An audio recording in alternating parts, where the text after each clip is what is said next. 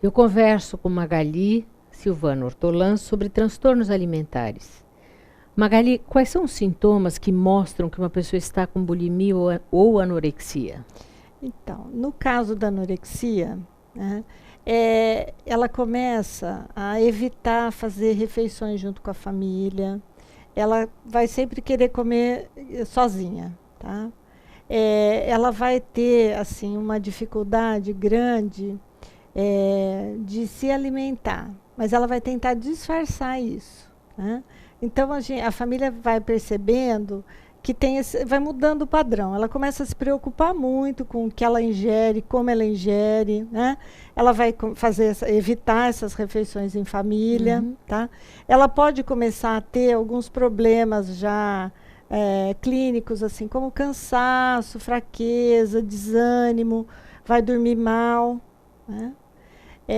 Esse é uma das coisas. E depois vão surgindo aí vem a perda de peso significativa, né, que fica mais evidente, tá? Na anorexia são essas as principais características que a pessoa vai percebendo, né? Um medo muito grande de engordar, ela começa a demonstrar de alguma forma essa preocupação. Na bulimia, assim, ela consegue disfarçar por mais tempo. Por quê? Porque a pessoa fica num peso ali próximo do normal, né? Então ela tem os episódios de compulsão, então a família fica atenta assim, se de repente começa a comida, a despensa, começa a baixar muito, algumas coisas que tinham lá já desaparecem, né? Porque as embalagens em geral eles escondem, estão jogando fora, né? Para que ninguém perceba. Então, esse é na bulimia, esse é um dos fatores que dá para ir percebendo. Quando o quadro vai se agravando, na bulimia também a pessoa às vezes ela evita comer, mas não é tanto quanto no caso da anorexia, né? O dentista muitas vezes dá o alarme também, né? Isso. Quando o quadro vai se agravando, aí começa problema gástrico, né? Pode ter até sangramento. Aí tem os dentes, se ela vai no dentista, vai corroer o esmalte, porque o ácido estomacal vai voltando, né? Então, esse é um outro. Pode ter cãibra, dores abdominais. É uma série de mudanças que os pais vão percebendo e vai acontecendo não só no padrão alimentar, né, mas no comportamento geral da pessoa. Então, e isso nos leva a falar um pouquinho da importância da família no tratamento desses pacientes. A família é fundamental. Primeiro, para perceber o problema, né? Orientar, tentar fazer com que essa pessoa vá entendendo que ela tem um problema. É difícil, nós sabemos que é difícil, né? Porque a pessoa não quer. Ela não quer entender, ela não quer mudar. Mas a família precisa estar atenta para isso, né? Não só para perceber, como depois para encaminhar para um tratamento, se for o caso. Se ela se negar mesmo, né, a ir para o tratamento, qual é a sugestão? Que a família vá. Procure um profissional, né? Busque uma orientação para saber como lidar adequadamente com a pessoa. Então, o que a família pode fazer para prevenir o surgimento desses transtornos? Então, tanto no uso de substância quanto no uso de droga, prevenção é sempre o melhor caminho. Sempre, né?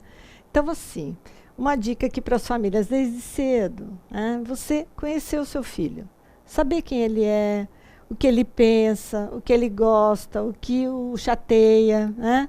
Se ele está passando por algum problema no momento, como ele está lidando, como é que está a autoestima do seu filho, né?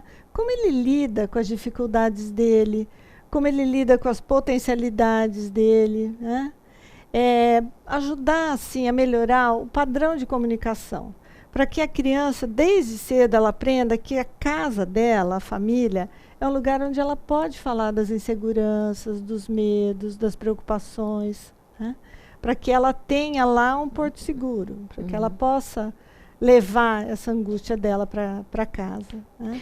Isso é super importante, né? Sim. Agora, uma outra coisa é assim, o que você acha que os profissionais que trabalham com dependência química devem saber sobre esses transtornos? Então, os profissionais precisam ficar muito atentos para um correto diagnóstico dos dois transtornos.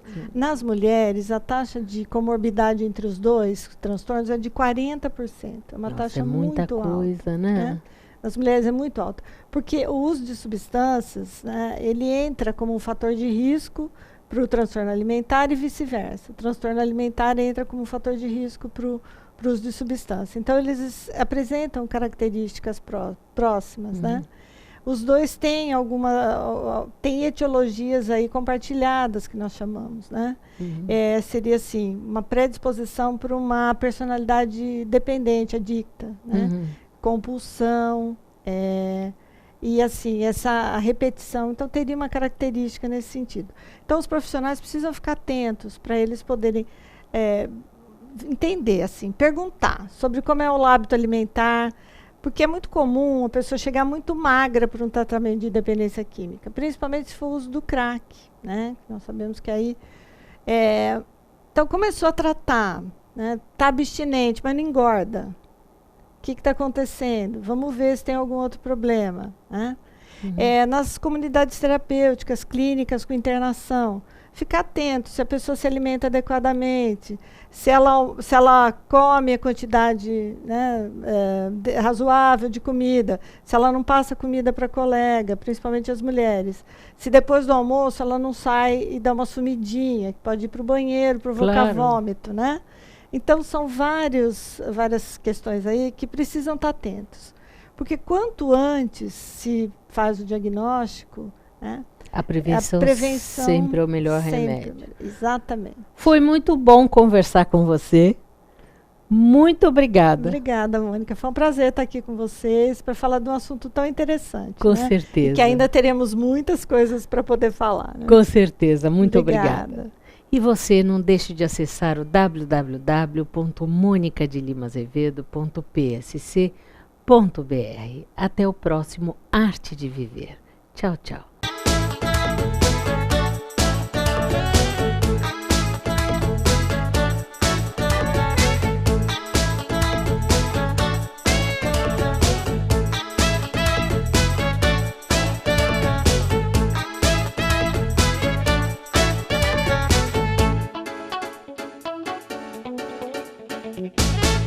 Programa Arte de Viver. Apoio Sicom, Sindicato dos Condomínios Prediais do Litoral Paulista, a mão amiga no momento certo.